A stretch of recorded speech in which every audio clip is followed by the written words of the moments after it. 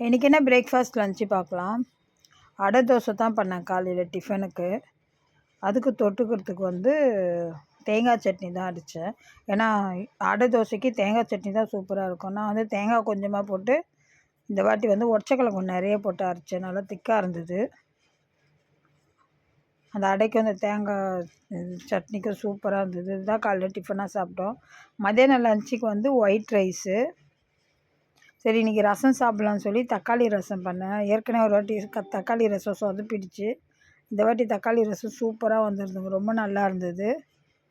இதுக்கு தொட்டுக்கிறதுக்கு கோஸும் சிறுபருப்பும் போட்டு கூட்டு பண்ணியிருந்தேன். நல்லா திக்காக வச்சு கூட்டு பண்ணி பொரியல் பண்ணியிருந்தாலும் நல்லாயிருக்கும். ஆனால் கூட்டு ரசத்துக்கு ரொம்ப நல்லாயிருக்கும்.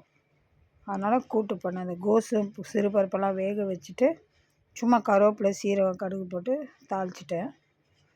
கொஞ்சம் இஞ்சி பூண்டு மிளகாத்தூள் போட்டால் கொஞ்சம் வாசனை நல்லாயிருக்கும். என் பையனுக்கு கூட்டு கொடுக்கல, முட்டை மட்டும் 2 முட்டை ப்ளைன் ஆம்லேட் போட்டு கொடுத்தேன். ஏன்னா ஸ்கூலுக்கு எடுத்துன்னு போனால் கூட்டு சாப்பிட்ருக்க மாட்டான். மத்தியானம் நான் சாதம் ஊட்டும் போது ஸ்கூல்லேருந்து வந்த பிறகு கொஞ்சம் சாதம் சாப்பிடுவான். அப்போ அவனுக்கு சாதம் கூட்டு வச்சு ஊட்டினேன். இது ஸ்நாக்ஸ்க்கு பேரிக்காய் தான் கொடுத்து விட்டேன். இது கொடைக்கானல்லேருந்து எங்கள் அக்கா மருமக கூட தான் கொண்டு வந்தேன். இன்றைக்கி இதுதான் பிரேக்ஃபாஸ்ட் லஞ்சு. வாங்க சாப்பிட்லாம்.